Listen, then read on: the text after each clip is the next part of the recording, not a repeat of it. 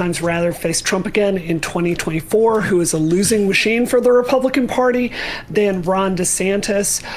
This is a situation that is bad for our country. It's bad for democracy. But unfortunately, Trump's wildly stupid actions have put us in a situation where we have to respond to this. I really hope my opponents today actually read this document, because you can just open any random page of it and get some crazy ass, wildly stupid, completely indefensible thing that Trump did. He put us in a situation where our Department of Justice had to act because he is so brazen. This is your chance, Republicans, to come back to reality and get with the winning team if you're serious about winning, or you can stay with this corrupt loser. Like, this is your chance to just cast him aside, and you're not going to do that because you're children. And I really look forward to winning in 2024. Thank you. Brutal. All right, CTV.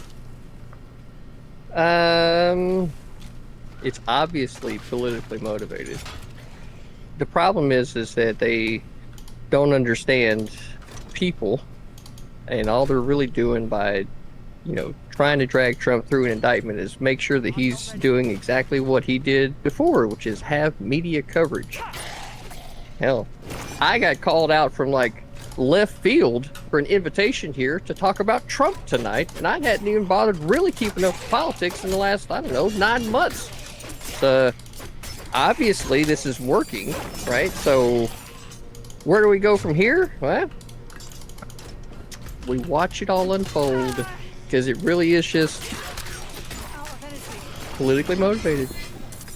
Captivating. Destiny? Yeah. I'm gonna have to agree with Brianna on this one. That indictment is a pretty tough read.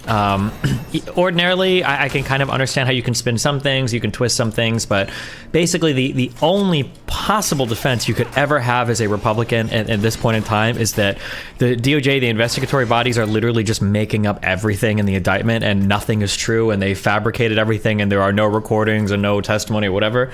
But I mean, assuming even a fourth of this document is true, it is the most textbook embarrassing thing of hey guys, this is secret. I'm not president. I wish I would have declassified this. Come take a look. I know you don't have it's every single element you would ever need to prove intent of showing classified material to parties in a way that you're not supposed to, and an intent to hoard, the issues he gave to his attorneys. It's just the worst combination of things ever. I am very excited tonight to see how Rob Noor will contort himself in order to try to defend these actions. And I'm very curious tonight if we're going to spend more time talking about Donald Trump in this indictment, or somehow trying to equalize this with Hillary Clinton's email server. Based.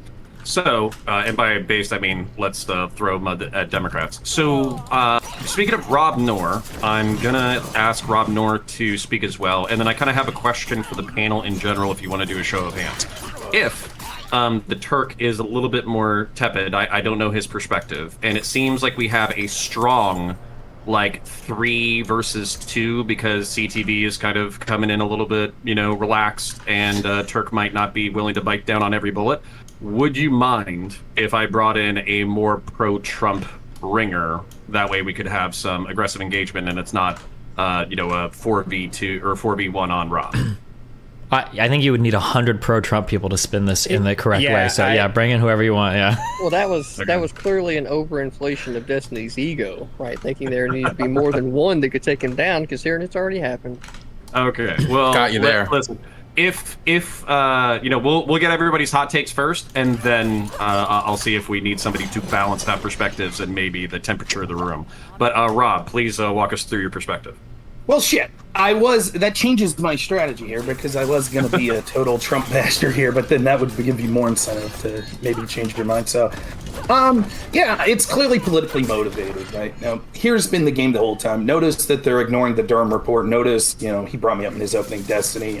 When he's approaching the crimes of Joe Biden and things like that, Burisma, the Ukrainian impeachment and things like that he supported, he will give any benefit of the doubt to Joe Biden. For example, the last time I was on Connor's show, he said, perhaps the lawyers for Burisma that were emailing Biden's team saying, hey, Hunter Biden works here, we want to talk to you, after their assets were frozen, maybe they just wanted to to talk about how to spell the name Burisma. And we can't accept Joe Biden talking about a quid pro quo as truth. Maybe he was just bragging. We can't take Joe Biden's words at face value. So it'll be easy to see how disingenuous people like him and the rest of the lefties will be when it comes to applying the standard equally. We can talk specifically about what's going on with this indictment. I don't have a problem with that, but it's clearly a double standard, and that's the bigger issue. Low brain takes and people that want to be partisan hacks are okay with a corrupt FBI and corrupt DOJ and corrupt media and corrupt social media companies as long as it benefits their side. I'm more concerned about a two-tiered system of these institutions than I am any one specific person like Donald Trump, Hillary Clinton, etc. We could clearly see the double standard. There has been non-stop investigations into Trump, as the Durham report showed. Even the initial Russiagate investigation was complete garbage. The FBI's been out to get Trump. Chuck Schumer announced that this would be the case. And so given that, what we see is eventually, I'm surprised it took this long to find anything that's even remotely of substance that you'd be able to criticize Trump for, because I assume that any prominent politician, if you turned over their life for 7 years and revoked their attorney-client privilege, went through personal text message, emails, and stuff like that, eventually you'd be able to find some crime. So no doubt the left will have their heyday and cheer for this. We'll talk about the indictment specifically, but it's clearly a double standard, and they're fine with it, and that's why they'll shout, "What about us?" and because they enjoy the double standard as long as it benefits their side. Okay, I appreciate it. Then, Mr. Turk, I have not forgotten you, Dylan. So I actually agree with Brianna and Destiny on the fact that the indictment is not good for Trump, because a lot of the stuff that's in there is pretty cut and dry. Like Destiny said, it's like you can only wave around so many, classified documents when you don't have the authority to declassify them and not get the book thrown at you. I am all in favor of consistent law enforcement when it comes to this regard, but I do have to echo a lot of what Rob said, because double standards are not a good thing when it comes to the political sphere in general.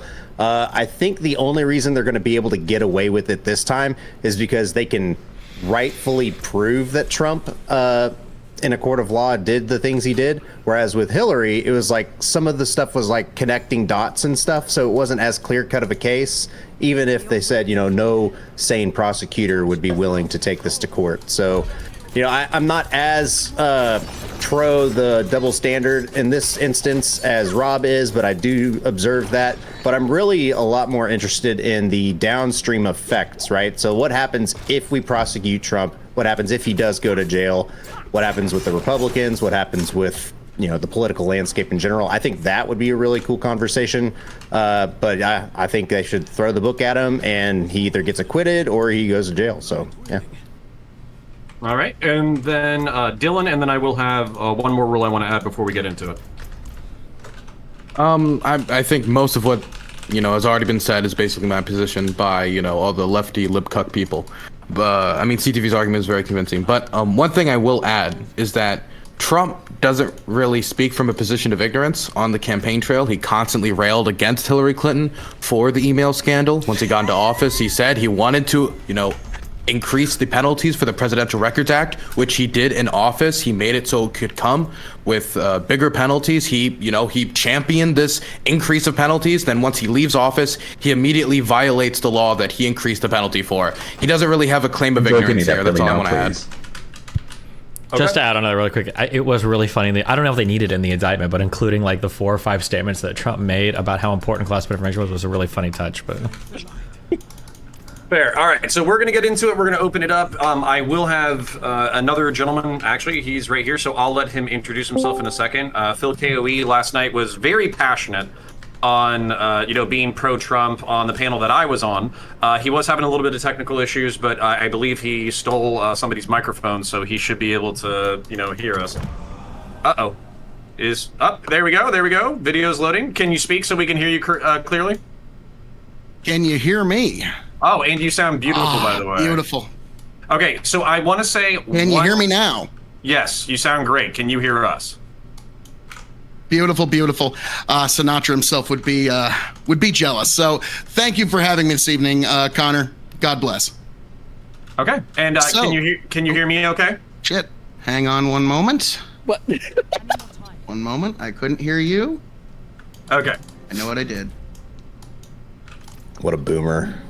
He's resetting his Now. mic. There, but for the grace of God, go I. Everybody be kind. No, I do apologize. I had all of Discord muted. I know, great content. I do apologize, sir. I do apologize. No, can you hear me okay now?